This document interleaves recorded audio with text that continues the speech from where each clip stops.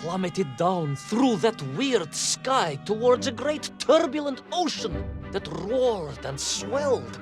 A ferocious sea that offered no hope of survival. I thought of home and wept, unaware that in an instant, my fortunes would be changed by an event so bizarre, I almost hesitate to tell you. And it happened like this.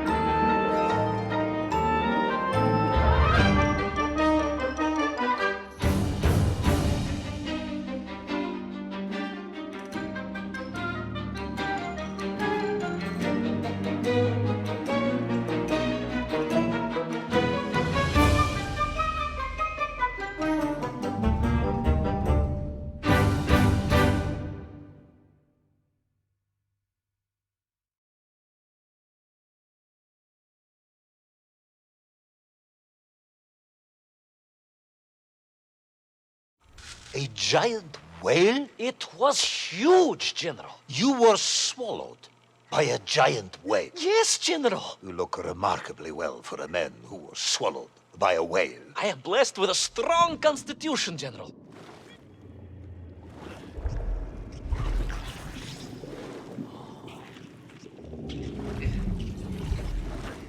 And I assume you are now going to tell me how you managed to escape from the belly of this giant whale. Naturally, General. And I must say, it really was a fascinating glimpse into the interior life of one of our world's most magnificent beasts.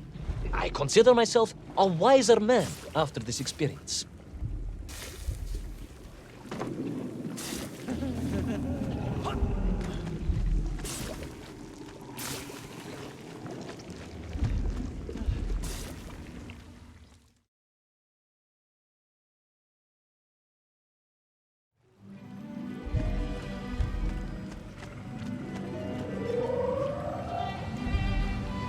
An extraordinary place, General.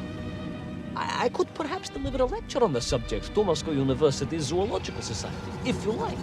I only want to help. The Moscow University Zoological Society has, I suspect, better things to do than listen to the ramblings of a man who claims he was swallowed by a whale.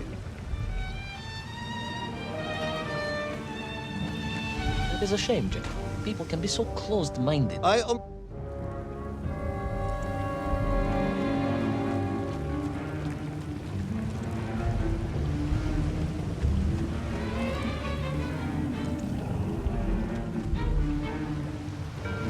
It is a shame, General.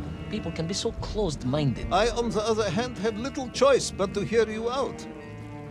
For your own sake, Ivan Ivanovich, I must urge you to be brief. Absolutely, General. I will tell you directly of my miraculous escape from the belly of the whale. You simply won't believe what happened next. That is becoming a dangerously overused phrase, Conrad.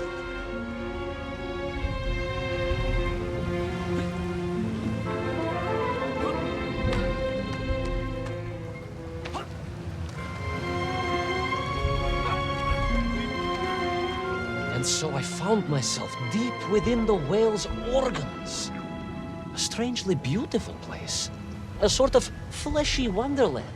A glade of polyps and globules. A landscape as awe-inspiring in its way as the forests and mountains of Altai. Oh, my home, General, that I yearned and longed for, and only hoped, as I hope now, that I might one day see again. I think we're all longing for home at this point. Oh, with warm slippers, a mug of steaming Spitzin, and a roaring fire.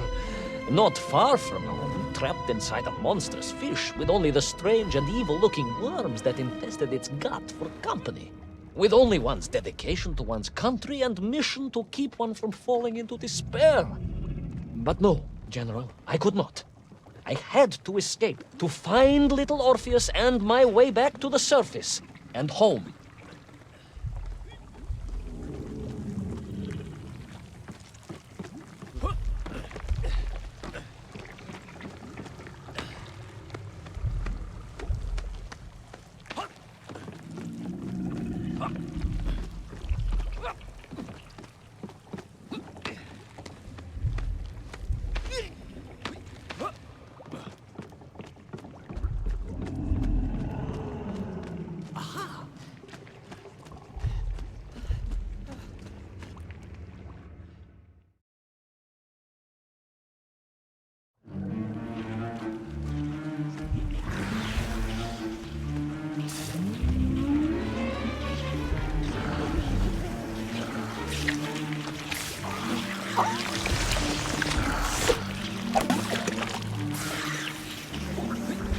Worms, you say?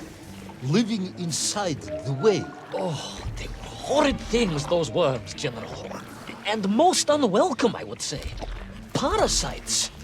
Just prevented their infestation was, nor of the tremendous sizes they could grow to.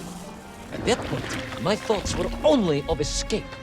And I had a plan. Yes, I'm sure you did.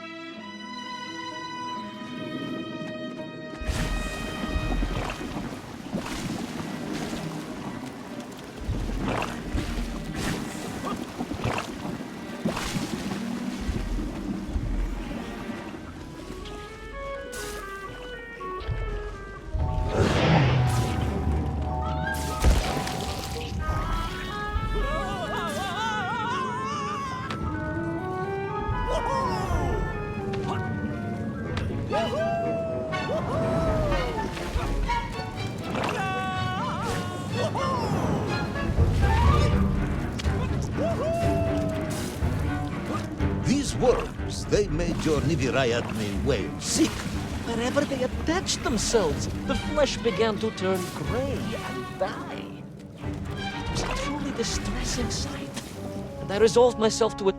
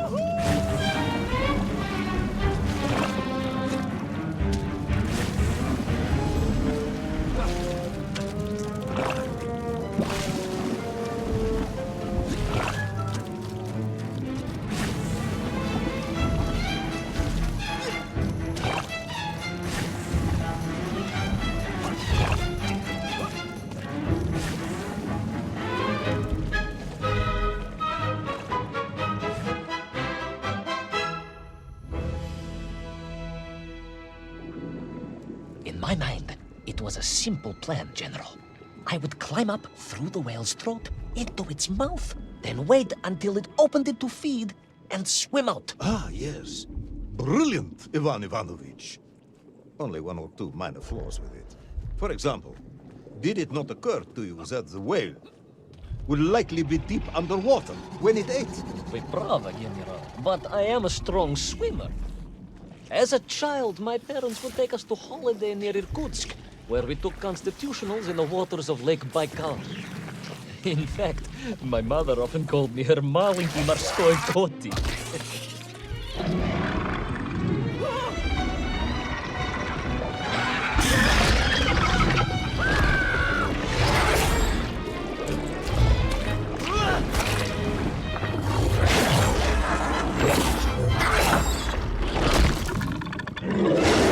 A giant worm for a giant whale, huh?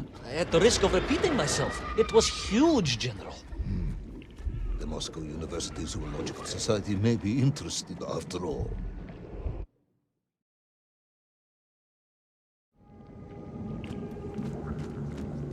Let us take a moment, Ivan Ivanovich.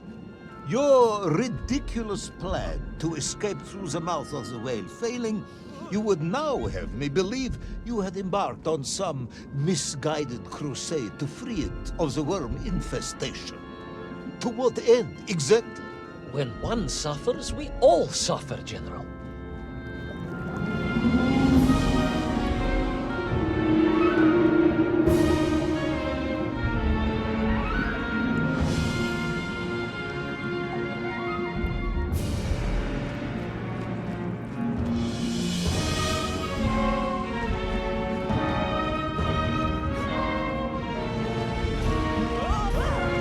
Your ideological commitment is admirable, comrade, but... I concluded that if I could find the root of the infestation and neutralize it, the whale could mount a spirited counterattack against the worms.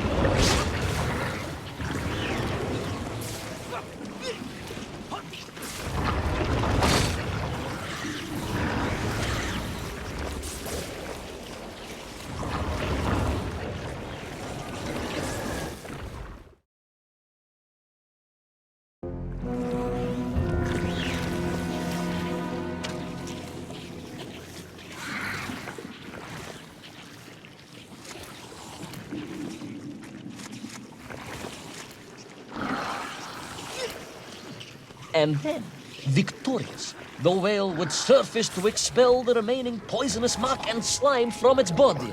And at that point, I could escape through the nearest convenient orifice. In this case, most likely the blowhole. That is the most revolting thing I have ever heard. General, we are Russians. We have withstood the sheer force of nature and history and emerged triumphant. An expedition through the nasal sphincter of a gargantuan whale is nothing to us.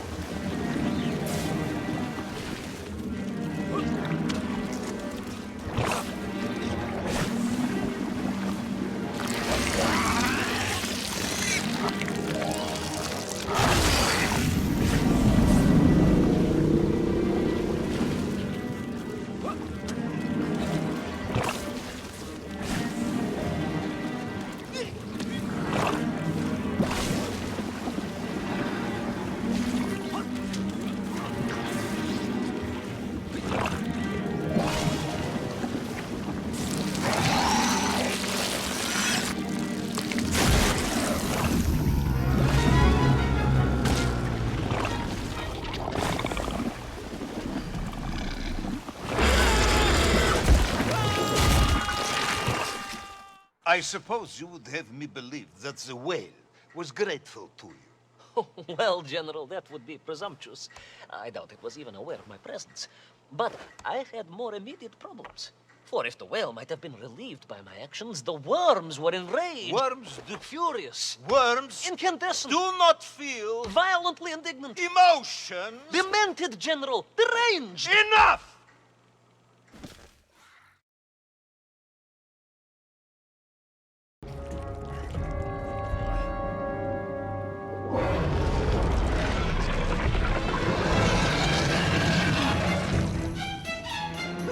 Where is little Orpheus?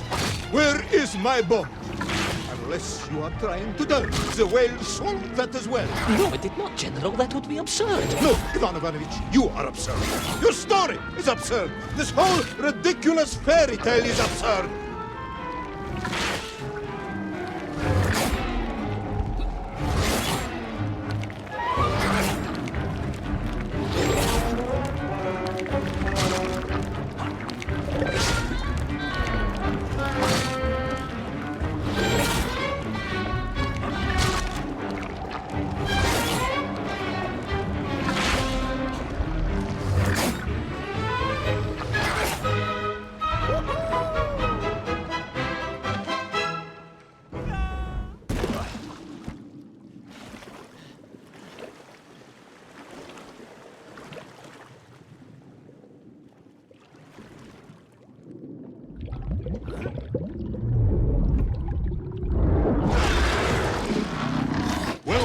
Brave yet foolhardy hero escape the furious worm?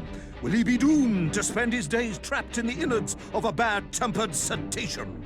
Where is the whale swimming to in such a rush? And what will it do when it gets there? Is the general about to lose his temper and order the cosmonaut shot? All of these questions and more must surely be answered in the next exciting episode of Little Orpheus!